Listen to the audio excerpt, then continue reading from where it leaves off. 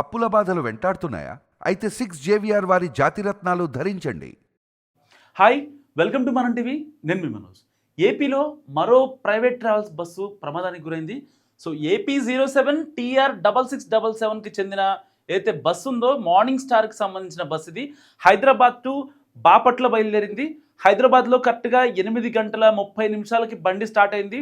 ఇది పటాన్ చెరువు నుంచి బస్ స్టార్ట్ అయింది. పటాన్ చెరువు, మియాపూరు, జేఎన్టీయు, కుకట్పల్లి, అమీర్పేట్, ఇంకా ఎంజీబీఎస్, ఎల్బీ నగర్, హయత్ నగర్ దగ్గర వెళ్ళేసరికి మొత్తం బండి ఫుల్ అయిపోయింది. 30 మంది ప్రయాణికులు ఎక్కారు. ఎక్కిన తర్వాత ఇంకేదన్నా డాబా దగ్గర ఆగి కొంచెం తినేసి, అందరూ ప్రయాణికులు అంతా తినేసి ఒక చిన్న న్యాప్ వేస్తే, ఒక చిన్న కునుకు తీస్తే, కట్ చేస్తే పొద్దున్నే 7:30 కల్లా ఈ బండి బాపట్లలో ఉండాలి. అలాంటి బండి తెల్లవారుజామున ఇవాళ రోడ్డు ప్రమాదానికి గురైంది. స్పాట్లోనే 30 మంది ఉన్నారు. సో ఆ 30 మందికి కూడా ఎటువంటి ప్రమాదం జరగలేదు. నిజంగా I appreciate morning star travel bus driver. ఎందుకు అన్నానో కూడా చివరిలో చెప్తా. సో ఇది బస్సు 8:39కి బయలుదేరింది. హైదరాబాద్లో 30 మంది ప్రయాణికులు ఉన్నారు. వాళ్ళందరినీ సేఫ్గా ఎక్కించుకున్నారు. సో ఒక దాబా దగ్గర ఆగి మళ్ళీ డ్రైవర్ స్టార్ట్ చేశాడు వెళ్ళడం. సో కట్ చేస్తే పొద్దున్నే పల్నాడు జిల్లా రెడ్డిగూడెం దగ్గరికి వెళ్ళేసరికి తోర్లు ఉంటాయి కదా. సో అది యాక్చువల్గా ఆ రోడ్డు పేరుకి జాతీయ రహదారి అయినప్పటికీ కూడా ఆ రోడ్డు చాలా చిన్న రోడ్డు. సో అలాంటి రోడ్లో తెల్లవారుజామున విజిబిలిటీ లేక సో చిన్న ప్రమాదం జరిగింది. వెంటనే డ్రైవర్ చాలా చాకచక్యంగా బండిని కంట్రోల్లో తీసుకురావడంతో చాలా పెద్ద ప్రమాదం తప్పింది. నిజంగా ఆ టైంలో విజిబిలిటీ దాదాపుగా పొద్దున్నే 6 నుంచి 7 గంటల ప్రాంతంలో. సో పక్కనన్నీ చుట్టూ పంట పొలాలు, మంచు బాగా కురుస్తుంది, విజిబిలిటీ తక్కువ ఉంది. సో అలాంటి టైంలో దూరంగా ఉన్న ఆ తూరల్ని, ఈ పంట కాలువలకి పెడతారు కదా, తోరలు ఉంటాయి కదా, వైట్ కలర్ రౌండ్గా ఉంటాయి.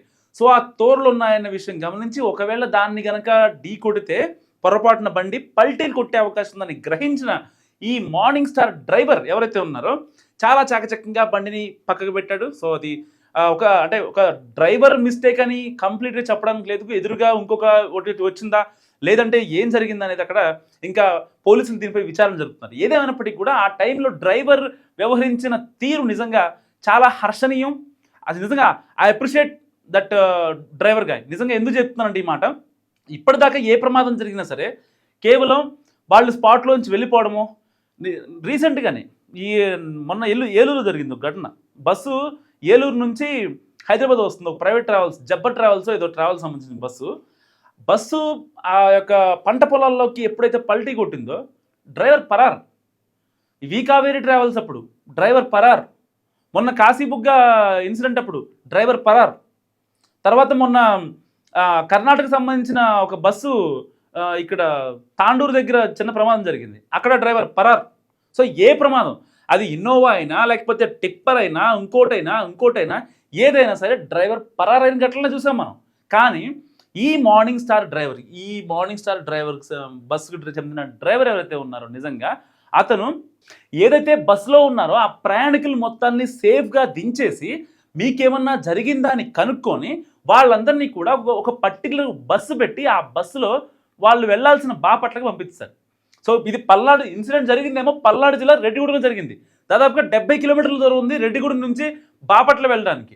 సో దానికి వెంటనే వాళ్ళని అలర్ట్ చేసి వాళ్ళందరినీ వేరే బస్సులో పంపించేసి లోకల్ పోలీసులను వాన్ చేసి, సార్ ఇట్లా జరిగింది, పలానా ఇన్సిడెంట్ జరిగింది రెడ్డిగూడెం దగ్గర, సో నేను ఇక్కడే ఉన్నాను సార్ రండి అని చెప్పి వాళ్ళని పిలిపించి ఒక ఇవ్వాల్సినవి అయితే ఆయన చెప్పాల్సింది అయితే ఆయన చెప్పుకొని, సో ఈ సో జరిగింది సార్, సరిగ్గా కనిపించలేదు కానీ ప్రాణ నష్టం ఏం లేదు సార్, మా వాళ్ళకు ఆల్రెడీ చెప్పాను అని చెప్పి బాపట్లలో ఉన్న ఈ మార్నింగ్ స్టార్ ఆఫీస్కి ఫోన్ చేసి వాళ్ళని స్పాట్కి రమ్మని చెప్పి పోలీసులతో మాట్లాడి చాలా చాకచక్యంగా, అంటే ఒక ప్రొఫెషనల్ డ్రైవర్ ఎథిక్స్ ఎలా ఉంటాయో ఆ ఎథిక్స్ని చూపించాడు ఈ బస్సు డ్రైవర్. నిజంగా అతను గనక ఒకవేళ వేరేలా ఆలోచించుంటే అక్కడ వేరేలా జరిగింది. ఏంటి వేరేలా ఆలోచించి ఉంటే అని నిజంగా ఒకవేళ జస్ట్ ఇమాజిన్ మీరే ఒక హైవేలో తెల్లవారుజామున బండి 60-70 వెళ్తుంది, కనీసం ఎదురుగా వస్తున్న బండి కనపడద్దు ఆ టైంలో, ఎందుకంటే మంచు ఎక్కువ పడుతూ ఉంటుంది కదా. సో ఆ బస్సు కనుక ఓవర్ స్పీడ్లో ఉంటే బండి కంట్రోల్ అయ్యేదా? పొర్రపాటును కూడా ఏది కాదు. పక్కన తోర్లు ఉన్నాయి, దట్టు గుర్తుంచుకోండి, పక్కన తోర్లు ఉన్నాయి. ఈ తోర్లు ఉన్నాయి కదా, ఈ తోర్లు కనుక గుద్దితే బస్సు ఒకసారి దాని పడిపోతే అది ఇంకా పల్టీలు కొట్టే అవకాశం ఉంటుంది ఎక్కువ. ఎందుకంటే అవన్నీ పంట పొలాలు, ఆ నీళ్లు అవన్నీ ఉన్నాయి. సో చాలా ఇంజురీ కాదు, డెత్ అయ్యే అవకాశం కూడా ఉండేది. కేవలం ఆ డ్రైవర్ చాకచక్యంగా బండి నడిపాడు. సో ఎక్కువ స్పీడ్ లేడు. దానివల్ల ఇక్కడ ఎలాంటి ప్రమాదం, ఎలాంటి మైనర్ మినిమల్ ఇంజురీ కూడా లేదంటే లేదు. సో కేవలం డ్రైవర్ చాకచక్యం వల్లనే జరిగింది. నిజంగా ఏదైనా ఒక ప్రమాదాలు జరుగుతున్నాయి, జరిగాయి అంటే కాదు. సో దానికి సంబంధించి ప్రభుత్వాలు కొన్ని చర్యలు తీసుకోవాల్సి ఉంటుంది. ఒక ప్రమాదం ఒక చోట వాన్ చేసిందంటే దాని నుంచి నేర్చుకోవాల్సిన పాఠాలు ఎన్నో ఉంటాయి. చేవేళ్ల ఘటన నుంచి నేర్చుకోవాల్సిన పాఠాలు ఎన్నో ఉన్నాయి. కర్నూలు ఘటన నుంచి నేర్చుకోవాల్సిన పాఠాలు ఎన్నో ఉన్నాయి. సో వీటన్నిటి త్రూ సో ఈ ప్రైవేట్ ట్రావెల్స్ డ్రైవర్లు, ఈ యాజమాన్యాలు కొంచెం అంటే ప్రమాదం మనకు నేర్పిస్తున్నది ఏంటి అని గనక తెలుసుకోగలిగితే మరొక ప్రమాదం ఏదైతే ఉందో అది పొరపాటున జరిగే అవకాశం ఉండదు. ఎందుకంటే ఒకసారి చేస్తే పొరపాటు, అది పద్దాక అదే చేస్తే అది పొరపాటు కాదు, పద్దా చేస్తే తప్పు అంటారు దాన్ని. సో ఎవరైనా, ఏదైనా సంస్థ అయినా మనిషి అయినా సరే ఒకసారి చేయొచ్చు, బాగానే ఉంటుంది. కానీ పద్దాక అదే చేస్తాం, అలాగే ప్రాణాలను పోగొడతాం అంటే కుదరదు. సో జరిగిన ప్రమాదాల నుంచి మనం నేర్చుకోవాల్సినవి కొన్ని ఉంటాయి. అవి ప్రైవేట్ యాజమాన్యాలైనా ప్రైవేటు డ్రైవర్లైనా సరే.